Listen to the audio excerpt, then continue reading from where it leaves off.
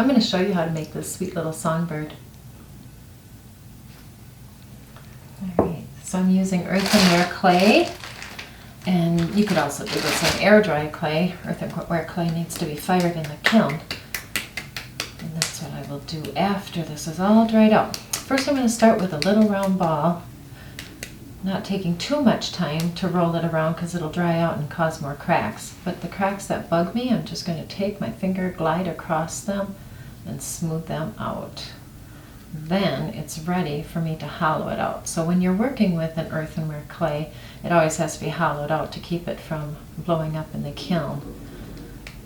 And thin those walls, because otherwise there could be air bubbles trapped inside the thickness of the wall, and that is what causes the explosion. So I'm going to thin it. I've got my finger up inside, and do you see how I'm turning and pressing and turning and pressing and turning and pressing? That's compressing the wall thinner, nice and evenly, and making it a little longer actually too. See how I'm extending that and pulling that down towards my finger, and my goal then is to go up inside here, push gently, but I'm also going to squeeze at the same time. And that's going to define the head a little bit. There we go. And so now my finger is inside there. Do you see how it's pushing out? Making it nice and plump. So cute. So cute when they're plump. And then those lines that I talked about, those creases, just drag your finger across them, smoothing all those creases out. Just a little gentle touch, dragging across the surface. We'll smooth it out. Now if you push too hard, this is what's going to happen. You don't want that to happen. You want to be a little gentle, creative artist here. Sculpting so smoothly and gently. But you see how I messed that up, and now the clay is forgiving me and allowing me to fix it. Love that about clay. So here we go. We have the body and the head started. And then we're going to make little eye sockets. And now I really want the eyes looking up, like this one. See how he's looking up into the air? So I'm going to put the eyes very close, even a little closer to the top of the head. So I'm just putting some eye sockets in there. And then I'm going to make really tiny eyeballs to go into those sockets. And if you make them too big, it just looks silly sitting on the surface of the head. It's better to make them nice and small so they set into the eye socket. See that? And then I'm going to make another one just like it. And if it's not just like it, gotta fix it. Add a little bit more clay to make them a little more even. There we go. I'm going to get rid of that. Use the ones that are in my hand. Where'd you go? There you go. Now I like those. Those are nice and clean.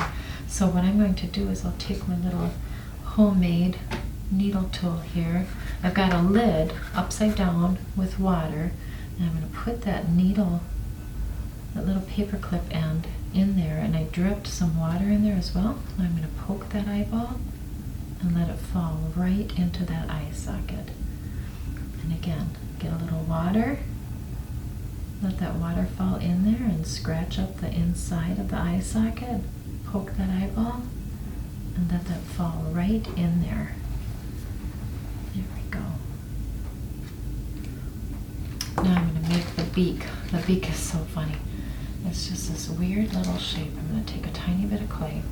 I'm going to roll it back and forth, pressing each end just a little bit. Flatten a tiny bit. Now I'm going to take the paper clip, slice it in half, and fold while I'm slicing, and that shapes the beak. And like I said, I wanted this bird to be looking up in the sky, singing and welcoming the morning sun. So I'm going to put that beak up high, scratching it and wetting it. Scratching and wetting the very end of the beak as well.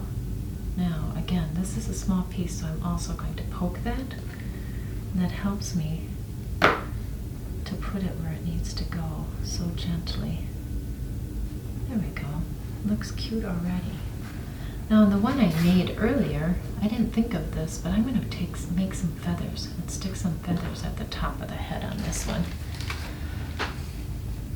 Taking just a little bit of clay, rolling it around to smooth out the edges and tapering at the ends, flattening a little bit.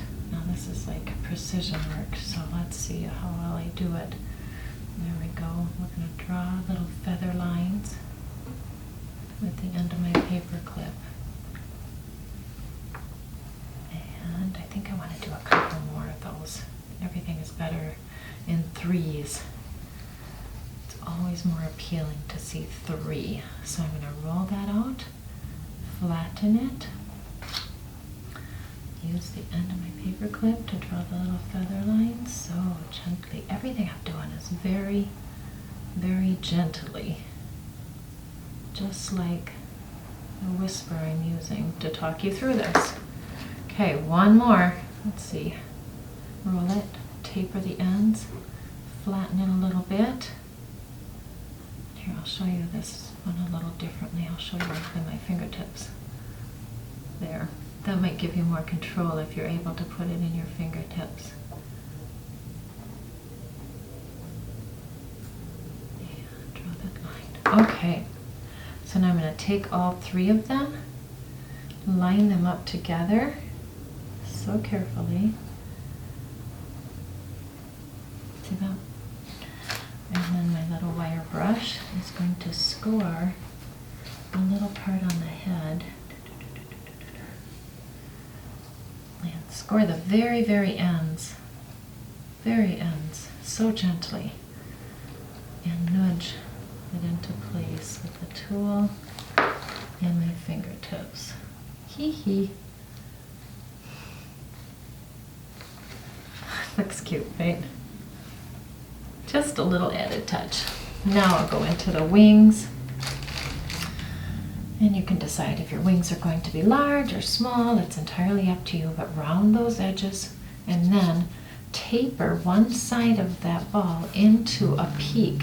You see how I'm doing that? You can V your hands and roll back and forth, or taper with your fingertips rolling back and forth, and then press it into that raindrop shape. And that exaggerated raindrop shape is the same shape you would use for a leaf or a wing or a feather. Then to add that feather texture, I'm just going to take a pencil tip. Doesn't that give you the idea of there being feathers on this wing? Repeatedly. There you go. So now your wings can be out in front, or one back, one forward. I'm going to get the other wing made before I decide what direction it's going to be. Just want to size this up. Yep, that looks like it's going to come out to be about the right size. Make it round, smoothing in those edges. Back and forth, tapering to a peak, and then flattening, smoothing it flat, nice and gently, getting rid of any lines and creases that I don't like. There we go. Looks a little big, doesn't it? So what I'm going to do is I'm going to take that tip off, and I'm going to draw and smooth this down into a new tip and see if that was enough. That works. Now again, I'm going to make my little feather marks for the wing. Texture is always cool. It gives more dimension to everything you're making.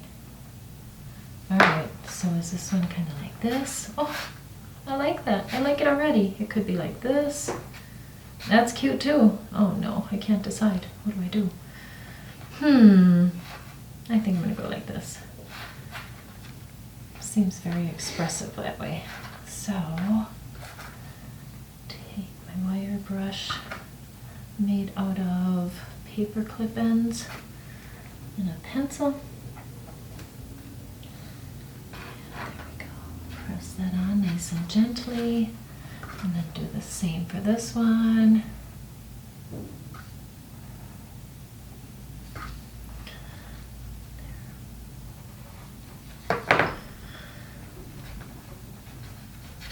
There, so cute.